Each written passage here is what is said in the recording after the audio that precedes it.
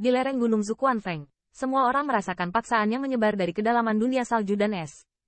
Ekspresi mereka sedikit bermartabat, tetapi di mata mereka, mereka memiliki sentuhan ekspresi yang kuat. Semakin mendominasi binatang iblis yang ada, semakin otentik pesan buah suci. Jangan sentuh harta duniawi materi surgawi di sini, langsung ke puncak gunung. Dari depan, Zhao Xueying terdengar sedikit bermartabat, di kemahnya, karena dia melihat beberapa ramuan obat langka yang ingin dia ambil, dia juga berhenti bergerak. Di sekitar, beberapa pembangkit tenaga listrik yang tampak tajam juga serakah di dalam hatinya, mengikuti dengan jujur di belakang mereka, dan naik ke puncak gunung. Dengan pendalaman Snow and Ice World secara bertahap, Qin Yichen menyadari bahwa di dunia dingin di alam, True Origin sangat melimpah. Dalam jangkauan penglihatannya, bahkan tidak ada kekurangan harta duniawi materi surgawi, tetapi sekitarnya tidak ada jejak binatang iblis. Semakin kuat binatang iblis, semakin tinggi kebijaksanaan spiritualnya. Mereka juga memiliki konsep bidang mereka sendiri yang sangat kuat. Binatang iblis biasa tidak berani mendekati wilayah mereka sama sekali. Dan dengan semakin dalam, paksaan yang luar biasa itu menjadi semakin kuat. Dari waktu ke waktu, dari salju dan salju itu, terdengar juga raungan yang menakutkan, mengguncang langit dan bumi. Namun, untuk raungan peringatan ini, di bawah barisan hampir 100 pembangkit tenaga listrik, kekuatan pencegah jelas tidak cukup untuk mencegah hati rakus satu demi satu. Mungkin juga diperhatikan bahwa di antara kumpulan 10.000 keluarga pembangkit tenaga listrik yang disiapkan ini, ada keberadaan yang sangat rumit. Bahkan binatang iblis di puncak gunung tidak mengambil inisiatif. Jalur siluet, di bawah kepemimpinan Zhao Xueying, Zhang Heng dan yang lainnya, segera melewati dunia salju dan es dan mencapai puncak Zuquanfeng. Saat dia menginjakan kaki di gunung, mata Qin Yichen tiba-tiba menyipit. Di mata, itu adalah danau yang sangat besar. Permukaan danau sekitar 1000 kaki, dan angin sepoi-sepoi bertiup. Danau itu berkilauan dan beriak. Di sini, saljunya masih ada, tapi tidak ada tanda-tanda es di danau besar itu.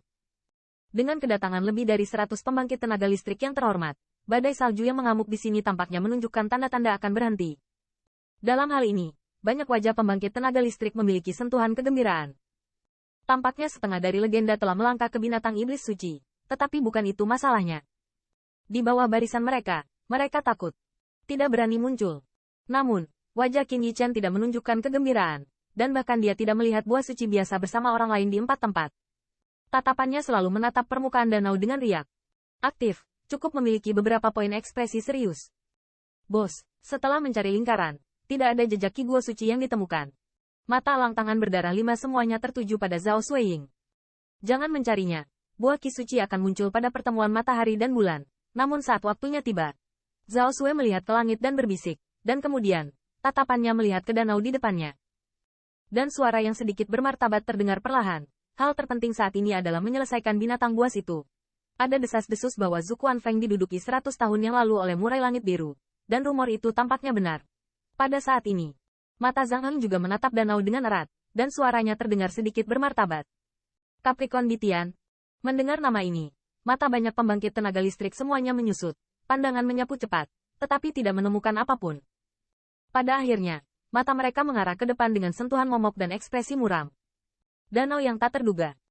Saat ini, kecuali ombak yang disebabkan oleh angin sepoi-sepoi, danau ini sama sekali tidak biasa. Tetapi hampir semua pembangkit tenaga listrik tahu bahwa ini hanyalah keheningan sebelum hujan badai, itu saja. Dengan konvergensi pembangkit tenaga listrik, bagian antara langit dan bumi ini juga penuh ketegangan. Banyak pembangkit tenaga listrik memiliki kewaspadaan dan permusuhan yang kuat satu sama lain. Jika bukan karena fakta bahwa Bitian Mosu belum muncul, dan semua orang harus bergandengan tangan, saya khawatir adegan itu akan kacau balau.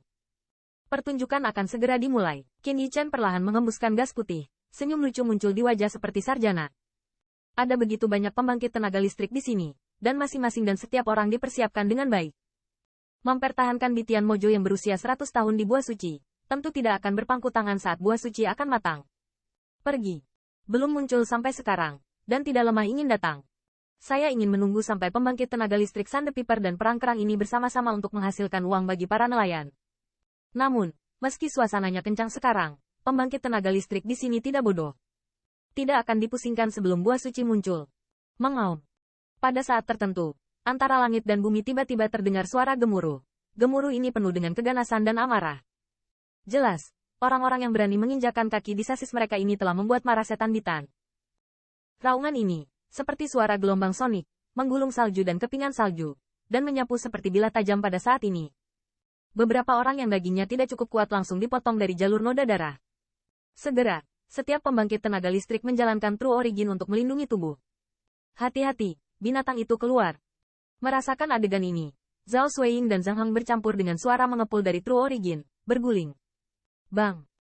Pada saat ini, ombak besar beriak di danau yang tenang di depan semua orang, dan kemudian pusaran besar seukuran Zhang secara bertahap muncul di depan mata semua orang. Pusaran ini seperti mulut besar. Dengan kemunculannya, salju dan angin di mana-mana bersiul di sana, menyatu menjadi badai salju yang sangat besar, begitu mengesankan dan menakutkan. Badai salju menyatu dengan sangat cepat, tetapi hanya beberapa hembusan napas, yang berubah menjadi naga salju berukuran sekitar 1000 kaki. Kemudian, di jalur mata yang mengejutkan, badai setinggi 1000 kaki ini sangat ganas. Robek, dan sepasang sayap besar yang ditutupi kristal es tiba-tiba terentang keluar darinya. Bang! Saat badai es meledak, salju besar turun, dan monster besar muncul di salju tebal. True Origin yang sangat kuat juga bersiul pada saat ini. True Origin yang mengerikan memaksa masuk ke bagian langit dan bumi ini. Melihat monster besar yang didominasi oleh angin dan salju, murid dari lebih dari 100 pembangkit tenaga tiba-tiba runtuh, dan napas mereka juga sedikit tertunda. Garis pandang penuh dengan ketakutan yang kuat dan ekspresi muram, melihat bayangan binatang besar di udara.